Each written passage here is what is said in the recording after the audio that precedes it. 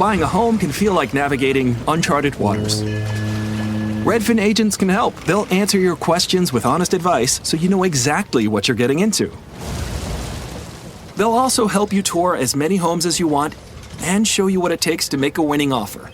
With a Redfin agent on your side, you can sail straight to your dream home.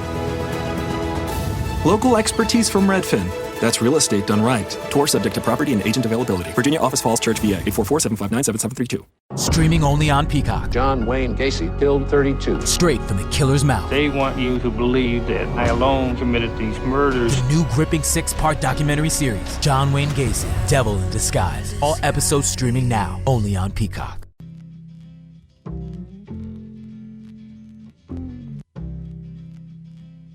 You're tuned to The Bill Riley Show, presented by Uinta Brewing and the new Mango Golden Spike Wheat, right here on Utah's #1 sports talk, ESPN 700. Well, if you're a sports fan, the last month has been terrific. You've had high-level, world-class soccer all throughout the morning and afternoon, and in the evening, world-class basketball in the evening. And we've got that again, the Euro semifinals going on today at Wembley. And one of the unbelievable stats of the tournament so far, there had not been a goal scored on a direct free kick. That has just changed. Denmark on a direct free kick from about 28 to 30 yards out just beat the keeper high, and they lead now England 1-0 in what's been a terrific Euro semifinal. Italy and Spain were terrific yesterday. The finals coming up on Sunday. And it's been an absolute ton of fun to watch. And then of course we got the NBA Finals in the evening. The game last night wasn't much. To be very fair, it was a pretty bad game. Milwaukee really never in it last night. Phoenix in control. They'll play Game 2 coming up tomorrow night. We thought we'd talk about that a little bit more. Well, friend Andy Larson, Jazz Insider with the Salt Lake Tribune here on ESPN 700. Are you watching the match, Andy, right now? I am, yeah, of course. And I'll say one more of the world-class events that have been going on, but Copa America at night too, right? I mean, we've got Brazil-Argentina final now in that tournament. Yeah, which, by the way, I watched Argentina in Colombia last night because the basketball game was not keeping my attention. I was flipping over. That field was terrible last night. Yeah. How about the conditions? I mean, it's typical South America. It's so hit and miss. But you would have thought in a Copa America semifinal, they would have had a better field condition than what they had last night. Ultimately, Argentina advanced on penalties 3-2. But I was taken aback by how poor the field conditions were last night. No, completely agreed. And I don't know why they can't figure that out or haven't figured that out, but they clearly have not. So I don't know what else to say. I'm rooting for the Danes. I've said this for a couple of weeks now. They lose their best player, and he almost loses his life in the first half of the first match, Christian Eriksen. And all this team has done since then is played wonderful football. And so as much as Italy's a blast to watch, I'm rooting for Denmark here. I don't know if they'll get through. They look very good right now. But I just want all I want's good matches, and we've had them mostly here. But Italy's been a lot of fun to watch, too. Yeah, agreed. And, I think obviously Insigne and Immobile are a big part of what they do. But they're not the typical Italian side that we're used to of them just like defending and trying to eke out 1-0 results. They are really going after it, which I think you have to give credit to Mancini for figuring that out as the Italian manager. And then, it's a new generation of attacking Italian players that are a lot of fun to watch. Including one of my favorite, Gordy's long-distance nephew, yes. Chiesa. Not Chiesa, but Chiesa. I am so glad that I'm not the only one that thinks of Gordy every time I see Federico Chiesa do something good on the soccer pitch. Oh, he's been a lot of fun to. Oh, what a save! Oh man, Raheem Sterling just had one denied right inside the 6. Anyway, 1-0 still. Andy Larson with us here on the Bill Riley Show today. Jazz news. I go away for a week last week, and Ryan Smith begins reshuffling the front office. You had a long story about it and a lot of good sourcing on that story. I asked Tony this when he joined me the other day. I'll ask you. You're around the team and the organization all the time. Were you surprised by the move, or was this something you saw coming? No, I was not surprised by it at all. It was something that we had kind of heard as a possibility for a long time, that Dennis wasn't as involved as he may have been before. And I think that it was kind of relatively likely that they would make some sort of move in the front office, and that it really did sound like Dennis was kind of the odd man out from a relationship point of view. So, yeah, look, I was not surprised by this at all.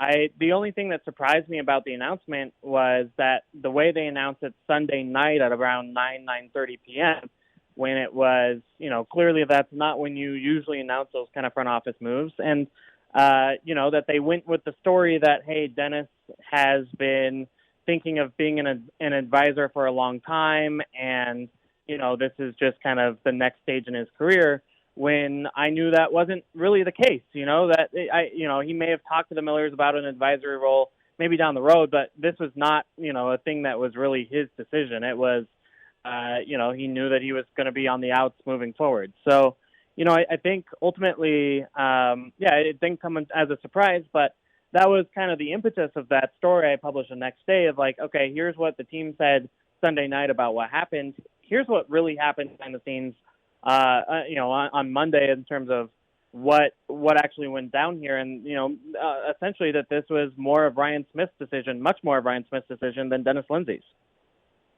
Which, again, as I've said the other day, and I'll continue to say, not surprising. It happens in every walk of life and in business when somebody takes over. Usually changes aren't made right away. They take their time. They sort through things, and then changes are made at the appropriate time. The season was over.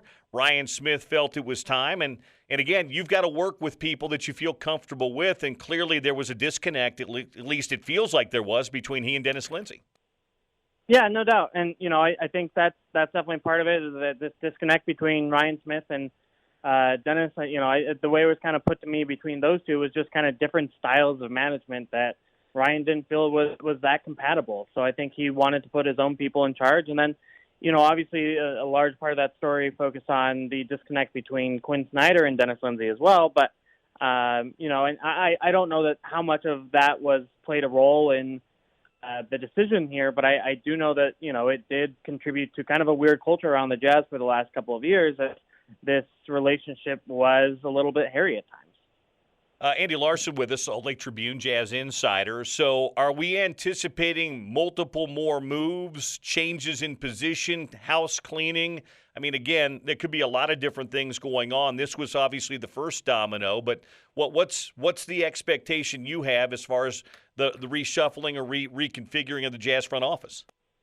Yeah, I do expect major moves and multiple moves that have yet to be announced or yet to be decided on. I think ultimately, obviously we reported the first one that Dave Fredman, who's a longtime Jazz scout and front office executive, he's been with the team since 1974 when the Jazz were in New Orleans. And for all but those, 47 odd years since, he's all but 5 of those he's been with the Jazz. So that he didn't have his contract renewed was kind of a surprise and is definitely notable. I would also say, they want to make additions to this front office that change a lot about this front office, So I think they want to add diversity into the ranks. I think there's a recognition of the fact that Walt Perrin was the highest ranking black member of the Jazz's, executive and front office group. And now that they don't have him, now that he's been signed as the Knicks assistant GM, they need to add some more diversity to the office. So I think that's going to be a goal. I think making moves that appeal to Donovan Mitchell and Dwayne Wade are going to be goals. I think in particular, keeping Donovan happy over the course of this 4-year contract that he has is huge for the franchise. Obviously, not having Donovan essentially would mean starting over again. So, I think they're going to make some changes in that realm. Obviously, Danny Ainge is the one that's kind of making all the headlines because of his good relationship with Ryan Smith, and those guys do talk a lot. They're constantly in communication. I'm curious to see kind of what the formal title will be, or if they give him a formal title. I think they just go with kind of a real advisory role for Danny. That would make some sense. I don't think that he's going to, he's not going to usurp Justin Zanuck, certainly not right away anyway. And the intention is that AZ is the guy at the top of the totem pole for at least the next season. Yeah, what do you – I mean, I'm curious. I mean, obviously, Danny Ainge and Ryan Smith have a good friendship, and obviously Danny Ainge has a long and a very successful resume. Would you anticipate his role being a day-to-day role, or would it be more of a kind of a helicopter in from time to time advisory role? I'm just curious. Yeah, I mean, my understanding is that he's telling them that, hey, I don't want to be day-to-day involved. I think his real sense is that he doesn't want to, like, go on a gazillion scouting trips and, be, working 60, 70 hours a week as the life of an NBA GM or really an NBA executive kind of requires you to do. I think his desire to leave Boston was really at least in part, motivated by wanting to spend more time away from the job. And so, I think that's kind of why, in part, the advisor role makes more sense, because it does allow him to kind of to kind of decide how much to contribute and contribute when called upon, rather than kind of that time spent, again, just long weeks and hours prepping this next Jazz team. Do you have any idea if Donovan Mitchell is getting input here? If they're asking for his input, if he has desire to have input in hires in the front office or personnel moves in the summertime? It's funny. I don't know if he is making direct, in direct communication about it. His people are in communication, and honestly, I'm going to include Dwayne Wade in that. I think. He and Dwayne Wade have worked together and have really kind of combined their groups a little bit. Obviously, the trainer that he used at the end of the season was Dwayne Wade's former trainer, right? So that's certainly a part of the story. I think the team will want to add some, kind of more CAA ties, do things with his agent, Ty Sullivan, in order to kind of make this organization fit Donovan's vision for it. Now, are they calling up Donovan and saying, hey, is this okay with you? I'd be surprised if it were that formal. I think that's kind of why you have an agent to kind of make things like that happen. But, certainly behind the scenes, Donovan's status and Donovan's happiness and everything else is on top of mind for everybody here. He is the biggest thing that they're concerned about as the Jazz move forward. Even as he signed a new contract, they know that in the NBA, guys, can demand trades and work their way out of those contracts sooner rather than later at times. And sometimes decimate franchises. Look no further than James Harden. So yeah, I think you have to find that balance, Andy, though. I think it's good to get player input. It's good to make them, a player like Donovan Mitchell feel empowered in some of that. But I think you have to draw the line or you end up with a Houston-like situation. That, to me, is where you need to have a good, strong ownership group in front office and a good relationship with your star player. But as evidence, the Houston Rockets bent and coalesced to every James Harden wish, and then when they didn't work out, he devastated the franchise by up and leaving. You can't do that. I hope that's a lesson learned by the Jazz and the rest of the NBA. Yeah, no, I agree. And, I do think it's a balance there. And I think ultimately, we'll kind of have to see what the moves are, and kind of how established the people are that they're hiring, what their resumes are like. And, kind of in the medium to long term, just see how good of a job they do in surrounding Donovan with the right kind of talent. I think there have been situations where guys go into the markets like Utah. I mean, I'm thinking really Damian Lillard in Portland has had kind of a up and down resume as the, shadow GM of the Trailblazers at times, where, maybe bringing in Carmelo Anthony is not the thing that makes a lot of sense. Now, played well on a minimum deal, so maybe it did, but in the end, you also needed a lot of defense on that team. And so, I think to a large degree, I think, we have to judge what happens based on the decisions that get made. And yeah, I think there is real concern about, kind of giving up too much power to a player. But, I think Donovan and his camp know how much power they have as, kind of the star of the Utah Jazz moving forward. What does your gut tell you about Mike Conley? Yeah, it's interesting. There was the Tony Jones report this week about him, about the Jazz kind of going to every length in order to sign him next season. And, I'll say this. I'm not sure that they'll go to every length, right? Like, they could conceivably offer him a max contract, and if they did, Mike Conley would say yes. I don't think that's going to happen. Okay. But I do think that they will have real conversations. I do think that the Jazz want Conley back because they don't really have a NBA salary cap mechanism to replace him if he goes. Correct. You know, they only have $5.9 million in the mid-level exception this year. They would have to trade someone away for a point guard that was worth more than that. You know, so if you lose Conley, you're making the team a lot worse. And so I do think that they're going to try to re-sign him. And then it becomes for Mike, you know, I think the Jazz are a really good contending situation for him, right? Like, is he going to be able to realistically contend at a higher level with the New York Knicks or Toronto Raptors? I don't really think so. So but he may want to leave, you know, and go to Toronto or New York and play kind of on the East Coast and like a lot of players do. So we'll really see what happens there, you know, and see if there's kind of a financial and you know, kind of on-court situation that works. But you know, I don't think Mike Conley is going to give the Jazz a home court or a hometown discount, I should say. And you know, I think that, you know, it's going to be interesting to see whether or not Ryan Smith's willing to pay the money that it takes that the other teams are going to be paying Mike Conley in the free agent market. That's Andy Larson. Read him in the pages of the Salt Lake Tribune.